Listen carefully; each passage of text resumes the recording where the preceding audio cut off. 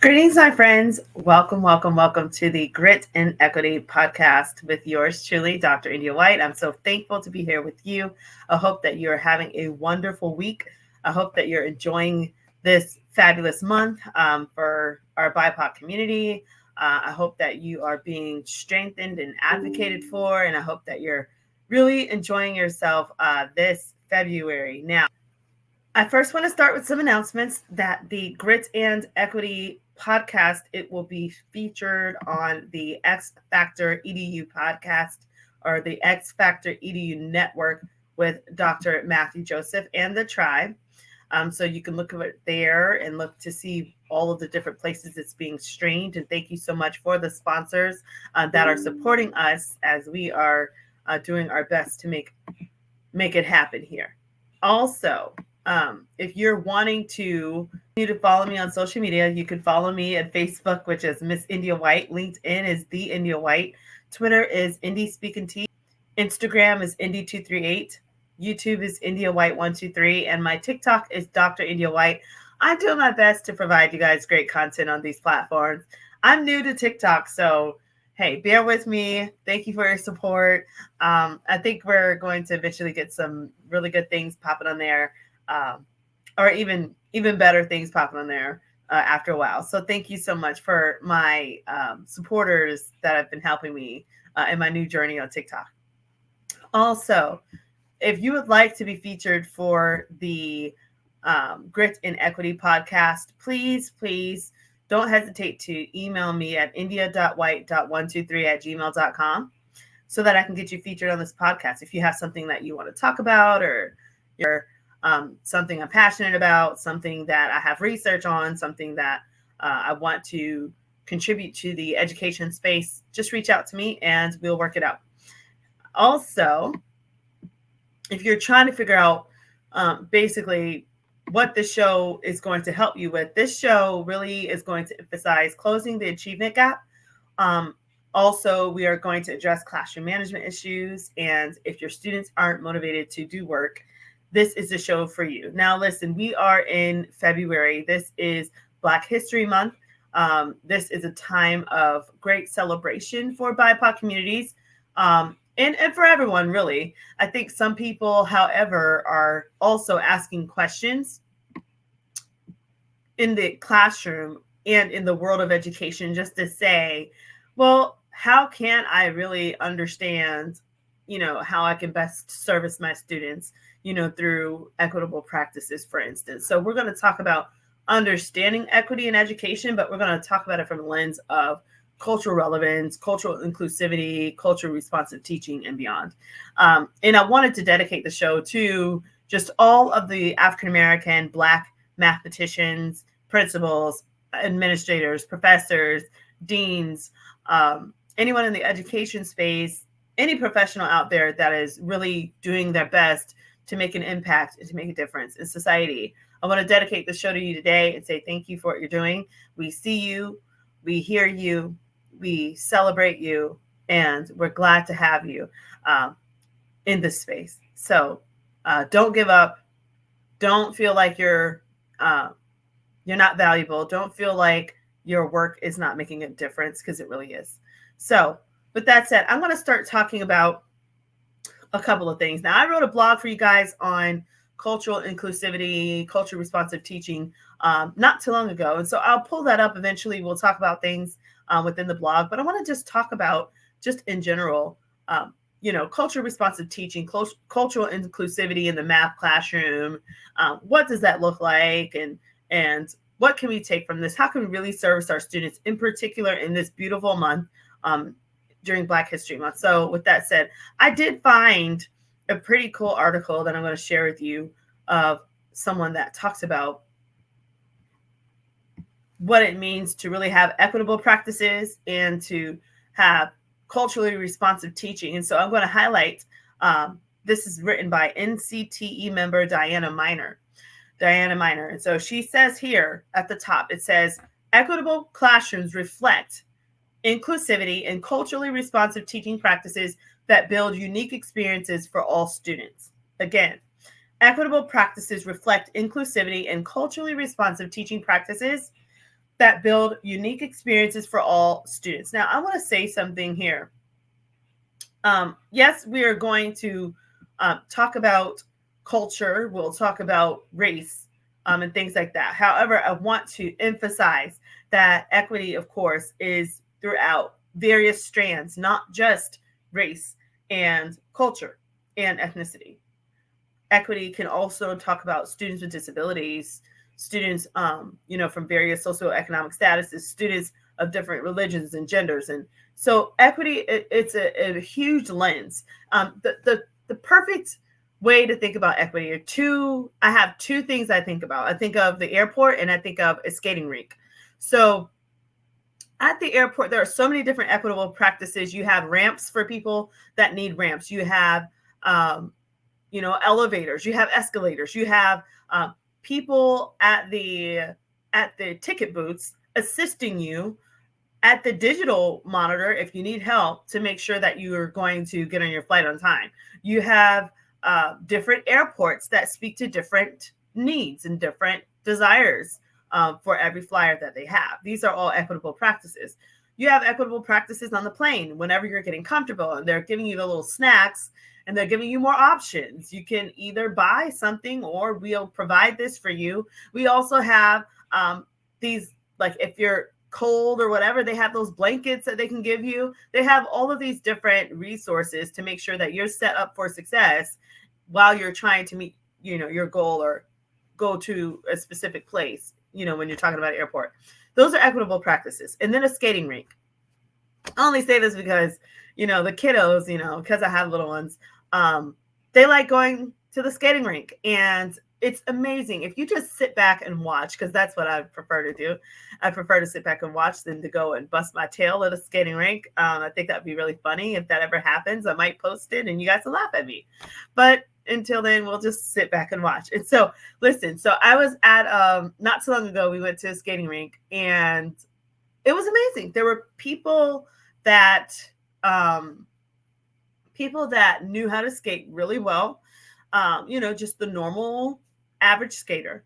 And then there were people that they needed help. They needed those like guardrails, skating guardrails that you hold on to, a skating walker. That's what they call it, skating walker. And so those people were just really afraid, anxious, trying to figure out how to just put two and two together. They're trying to balance skates. They're trying to figure out the walker. Like they're trying to figure out all the noise around them. And everybody's doing their own thing, but it's individualized for every single person so that they're successful on the skating rink. Then you had it to where you had like these skating pros and these experts. And what they did was they would shut down the rink for the people that couldn't skate well, the people that were just normal skaters, nothing big, because they wanted the people that were really gifted in skating, the people that were really experts that are like competing nationwide in skating competitions, or, they just are pro at skating. They would cut off the time for these people to have their 5 minutes or so to skate. And it was amazing. These people are going like 30 miles an hour, probably skating around like crazy, like no fear at all, skating so fast to see who can, I guess, be the fastest skater on the rink. But it was dangerous, right? So that's what they told us all to get away, because, it was just one of those things. Like if you're in the way, it's going to hurt. So, but they accommodated for those gifted, more talented skaters. Everybody had their needs met that night. It was great. Nobody felt bad because, they weren't zooming around at 50 miles an hour on a pair of skates, because they had their needs met where they were. And that's exactly what we're trying to do in the classroom setting, is we're trying to meet the needs of students where they are. It's not always just racially focused. So with that said, I'm going to get back to this article and I'll read what this rock star talked about for us. Let's pull it back up. So she wrote this. This is 2020. She says, equitable instructional practices to engage all learners.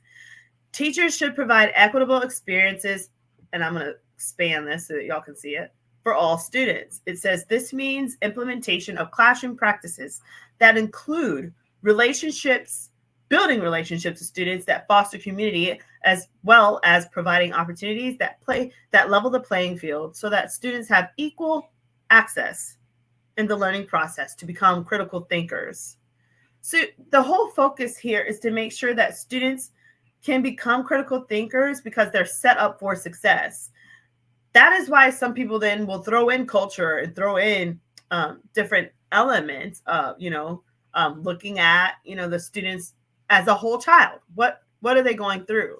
Are they going through trauma? Are they learning English as a second language? Like, what's going on?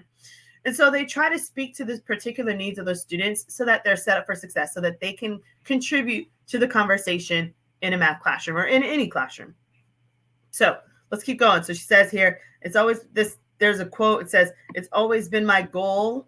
It's always been my goal, let me get back there, to provide instructional practices that reflect best practices that engage all learners. The aspect of every lesson is engagement. So we're trying to have engagement. And then it says here, she quotes Hammond 2014. It says, culturally responsive or cultural responsiveness is not a practice. Listen to that. Some people think, okay, do I have culturally responsive teaching? Check the box. Boom, it's good. She's saying it's beyond that. They're saying, Hammond is saying it's beyond that. It's, and they continue here and they say it's what informs our practice so that we can make better teaching choices for eliciting, engaging, motivating, supporting, and expanding the intellectual capacity of all of our students. So what we're saying here is, do you really want all of your students to be engaged, to be motivated, to be supported, and to expand in their intellectual capacity? If the answer is, yeah, India, I really do. I really want all of my students. I don't want just one group of kids not learning, or one group of kids that feel like, they can't do it because they don't fit in or they're different. Like, I want all of my students to know that they can be rock star independent thinkers in my class. Well, if that's the case, then you're on the right path. And so then we would have to apply culturally responsiveness and the big picture every day in learning. Now, listen, you can have cultural responsiveness with the same race within a classroom. Does that make sense? So you can have everyone be of African American descent, everyone be of European descent, everyone be of Hispanic descent, but you still have various things within a culture that you should highlight that's going to be relevant and is going to help those students to be set up for success. Does that make sense? Now, let's keep going. She talks here, I'm going to skip down. It says, well, actually, I like this. It says, with all of the lessons, I look at the content, what I am teaching. I look at the process. How am I going to deliver this lesson via my skills to my students? I look at the product. What I want them to produce and show mastery in. So this is what Tomlinson is saying. These are some great resources, by the way. Like, if you're trying to look for culturally responsiveness, these two that have been quoted are wonderful. Also, now let's keep going. So it says here, equitable classroom practices involve the following. So she says it involves creating specialized differences in curricular experiences. Now, this is pretty cool. Specialized differences in curricular experiences, creating those, and it's really neat. And then also here it says creating multiple options for knowledge acquisition, sense making, product creation, and providing different work, not more of the same. So you want to tap into the real world here. You want to tap into opportunities, whether it's like a project-based learning opportunity where you're doing a project and it has to be culturally relevant to students, where they're maybe doing so this is a really cool one. They can do systems of equations, and you can tell them, hey, I want you to come up with a system of equations for which cell phone company you would like to go for that's going to give you more bang for your buck. So you get more time on the phone for a less amount, or you get higher speed, like whether that's like 5G or whatever on the internet, or, whatever you're trying to do for your buck. So you get more. So find out which company is best for you, that it has a reasonable, convenient speed level and price level that you want to go with. Come up with two different companies and then come up with the equation that best suits you. This is just one simple example I'm making up off the top of my head. Now, you could do something like that. These kids could take that and run with it. They can do companies here, or they can do companies like Apple, or they can do T-Mobile. Like they can list whatever companies, Verizon, Sprint, like I don't, it's their needs, whatever suits their interests. And I think that's the biggest thing there is when you have culturally responsive teaching, you're intentionally giving students a chance to talk about their interests and to look into their interests and to tie their interests and their real world everyday living into the classroom. Does that make sense? Why? Think about it. Say I was a foreign exchange student. Say I studied in France. And I'm the only American there, and probably one of the only African Americans there, for sure.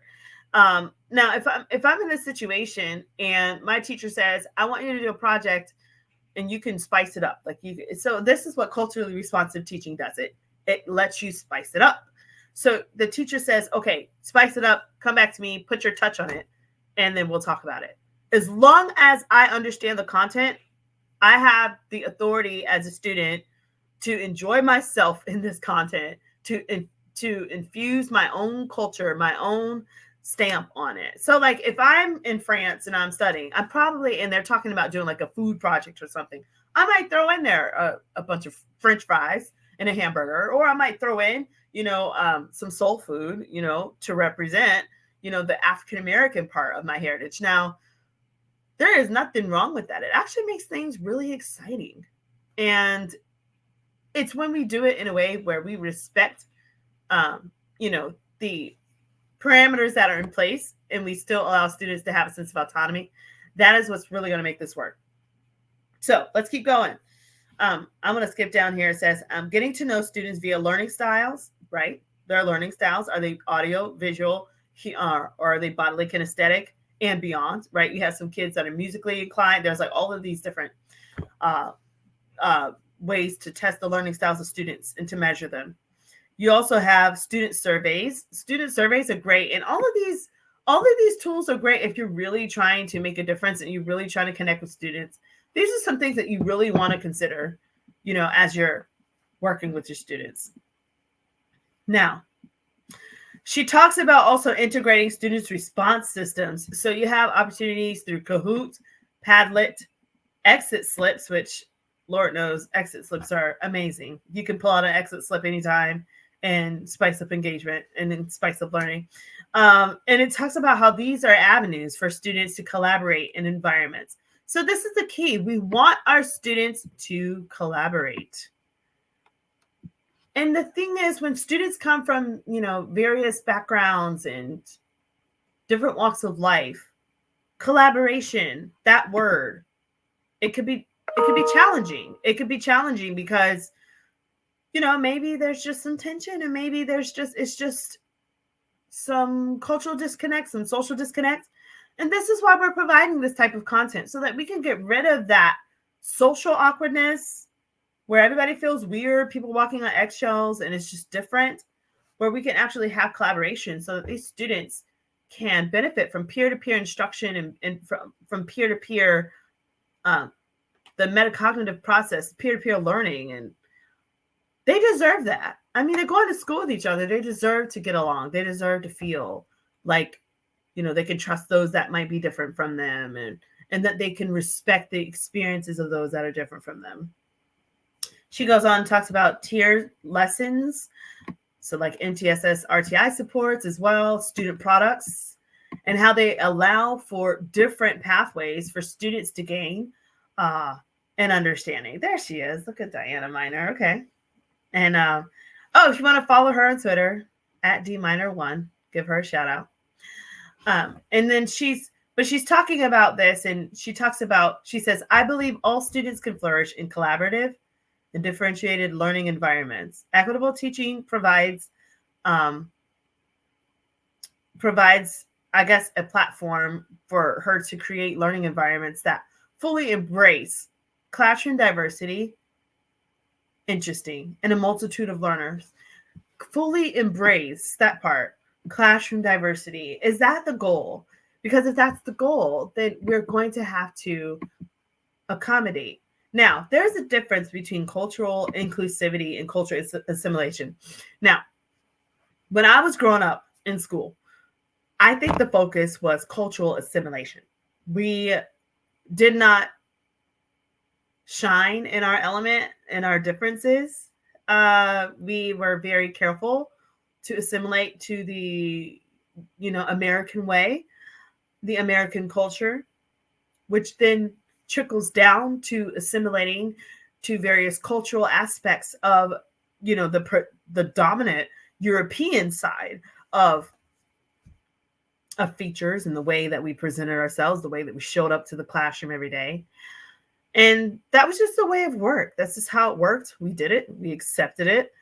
I mean, I never really walked around when I was younger, like sporting an afro and sporting African garments and stuff. And, not saying I have anything against that. I absolutely love my heritage, but I can say that today that's way more accepted and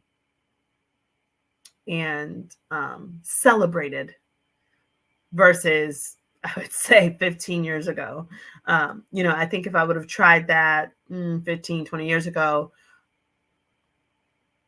I don't know, it could have affected me in a negative way for sure. But now I think with cultural inclusivity is different from cultural assimilation, because cultural assimilation, you have to take your culture and kind of blend it into one way of work, almost like the military.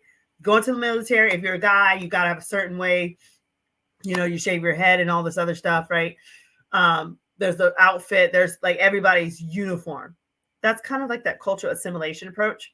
But America has definitely dived towards cultural inclusivity, where people are now starting to show up at the table the way they were created and stop apologizing for their differences and stop tucking away, various features, various traits, various desires that they have in their culture, and desires to express their culture.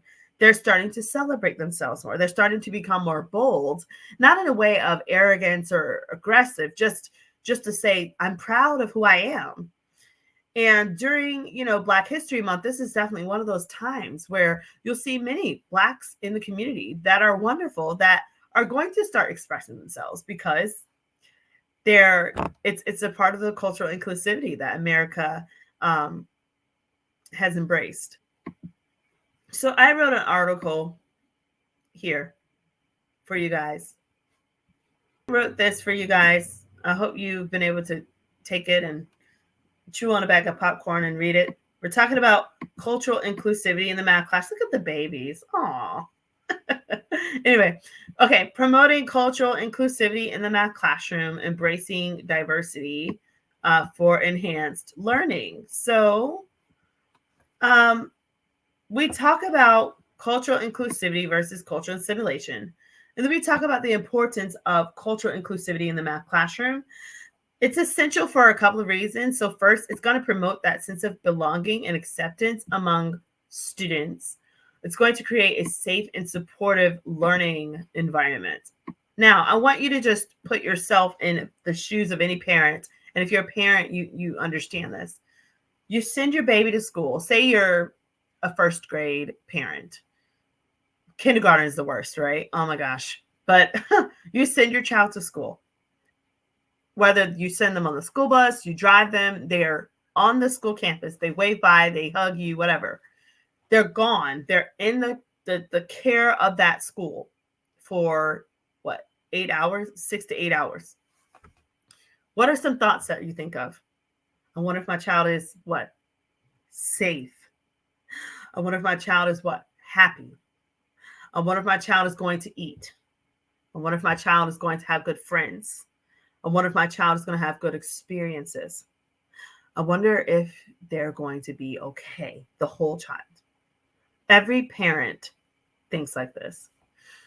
So imagine if you have a situation where your child comes home and they're crying, or they have a bruise on their face, or they've been told something derogatory about who they are, or they were picked on because of the way they speak, how would you feel as a parent?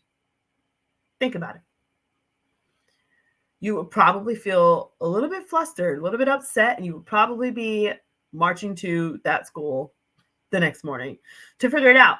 So, why am I saying this? Because everyone wants their child to have a sense of belonging and acceptance, and to have a safe place and a supportive learning environment.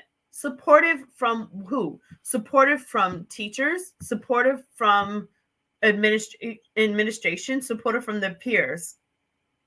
You don't want to send your child to school thinking they're going to get beat up, they're going to get called derogatory names, they're going to feel like they're not smart and be called names that are just derogatory, that are cutting, being bullied, being isolated, or being denied opportunities because of who they are and how they showed up. Nobody wants to go through that. So we as educators, we as leaders, we have to do our best to protect all students so that they can feel like they belong and they can feel like they have an opportunity to be successful in the classroom. So with that said, let's get back to this article and let's continue to read. So here's some tips then. So when you're trying to provide cultural inclusivity and you embed it into instructional practices, this is going to strengthen that teacher-student bond that you need for the learning environment, because that student has to be trusted in those classrooms with these rockstar educators for at least an hour. And if there are cultural differences, we got to work those things out. If there are linguistic differences, we've got to work it out so that students can win and teachers can win. We've got to work out any social, awkwardness so that students can feel like they are able to trust that educator, and that educator feels like they are set up for success to truly care for and teach that child. So, as I mentioned here, when you have cultural inclusivity, it's so important because it helps with that critical thinking and the problem solving skills by exposing students to diverse perspectives and approach for mathematical concepts. Because sometimes you're going to get some problems in these math books where they're going to talk about the real world and they're going to talk about different parts of the world. And we need students to be able to come to the table ready to have those mature discussions without cutting down other cultures or cutting down each other because we come from different parts of the world.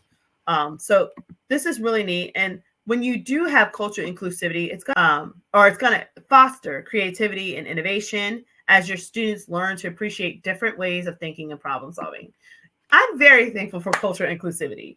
I don't know about you, but one perfect idea as to why cultural inclusivity works.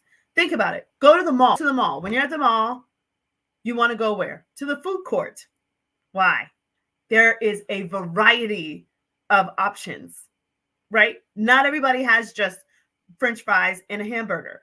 You might have Thai food. You might have Chinese food. You might have soul food. You might have ice cream. There's everything.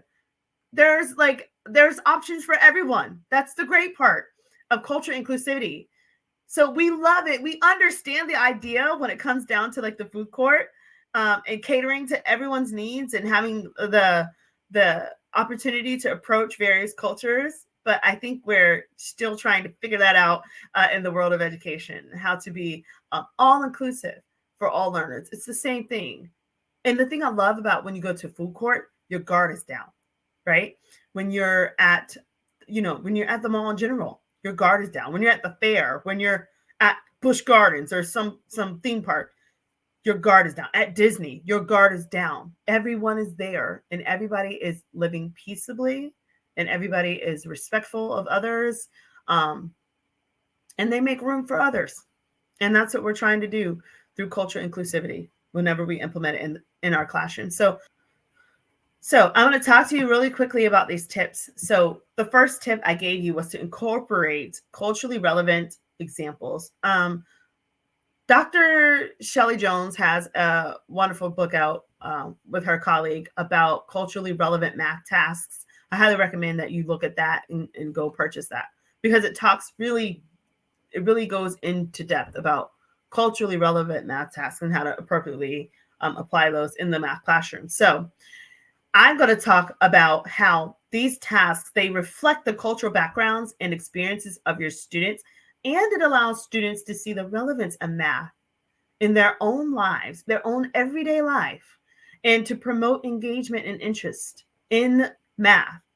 So it's so cool if somebody is talking about, like, for instance, you're talking about rows and arrays and things, and then you talk about braiding hair, and you're able to put those two together and make it into a math problem. Well, that's cultural relevance, and it's amazing. And I tell you, it will have students that understand, the world of braiding and things like that. They will be completely engaged, and then they'll feel great about learning in that classroom. They'll want to come back the next day.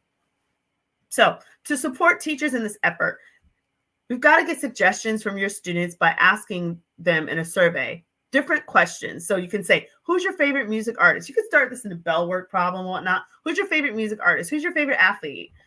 What's your favorite place to go to for vacation? Get the students talking and collaborating, and then they're going to start connecting the dots. They're going to start to see that they do have common commonalities among each other, and that, even though they might look completely different or whatever, they might have had the same experience. And that's how we move forward together. And this is how we also remove barriers of rejection and trust issues that students might have while they're learning. Now, the next one, use multicultural resources for students. In this article called Math at the Core, Culturally Responsive Teaching in Math, PBS Learning, they said that they say that the ways in which we typically teach math in K-12 classrooms are fundamentally Eurocentric, based off of Greek texts. This discounts the various ways that math has been historically developed, intuited, and represented in other cultural communities, racial patterns in Japanese origami, for example, or symmetry in Maori decorations, measurement in quilting. You've got the pyramids. You've got so much other stuff, so much other content, and so many other experts all over the world that have contributed to the language of math, and we have to do justice by them. I also said go into encouraging collaboration and peer learning, because when you do that, studies show that when students have the opportunity to collaborate and have that peer learning, they're going to learn from peer-to-peer collaboration, and they also learn from that observational learning. They learn from each other. It's a way to strengthen each other. What's wrong with trying to pull a student up? What is wrong with trying to have peer learning being implemented in the classroom? I even talk here about, highlighting this expert here that talks about peer learning in a digital space, because it's key. I mean, some kids will come to the classroom, some know how to use a laptop or a Chromebook, others don't. So they learn from each other. We must give students the space, the opportunity to be inclusive and to work together and to embrace those that are different from them. Now, the fourth tip, celebrate cultural festivals and events. So whenever you're doing this, you can do this through classroom decorations. You can do it through classroom projects. So Pi Day is coming up. Pi Day is a wonderful opportunity for you to have diversity representation in the classroom and cultural responsiveness. So a Pi Day project, for instance, you could bring in a circular dish. It does not have to be just an apple pie. It can be a dish that one of the students' parents made from their culture, whether it's like Thai food, like if the student, can relate to that and that's part of their culture, they can bring in a Thai dish. They can bring in a soup. They can bring in a cake. They can bring in so many different things. And then you can do measurements and stuff, and you can, grade them off of a rubric, and then you can celebrate together and you can enjoy that fabulous food that the students will bring in. So those are some things that you can do. Also, you can, for tip number 5, when you're talking about cultural inclusivity and cultural responsiveness, I said that you need to provide language support. Why? Because it's just better. It's a better situation for your students, for you to do what you can to help students with various diverse linguistic situations to be set up for success. So teachers, you can assure that you can communicate frequently with your parents and guardians as well, making sure everybody is on the same page regarding the progress of those students. So in conclusion, when I was talking to you guys about cultural inclusivity and cultural responsiveness and the math classroom, this is a powerful tool that you're going to need to promote student engagement, critical thinking, and preparing your students for a diverse world. Let me repeat that. Preparing your students for a diverse world. I think that's the key here, is this world is now diverse. I mean, it's always been diverse, but America is now starting to become diverse, and we have to be set up for success for all of our students, because that's just the way it is now.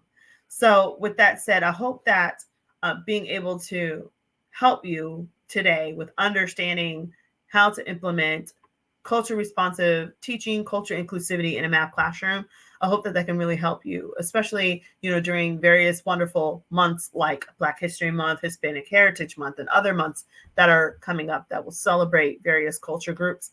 I hope that you're able to really take something out of this and to slow down enough to see how you can make a difference and make students of various diverse backgrounds feel special. So thank you guys so much for joining me on the Grit and Equity podcast today with Dr. India White. I'm so happy that you were able to join me, and I'm so thankful that you are rocking it out in life. And I pray that, all goes well with you the rest of the week, and that, just wishing nothing but goodness to you, your family, and to everybody that you meet. So if you're wanting to be in touch with me, you can, that I posted for you before. My Facebook is Miss India White. LinkedIn is The India White. Twitter is Indie Speak and Teach. Instagram is Indie238. YouTube is India White 123. And Dr. India White is my TikTok.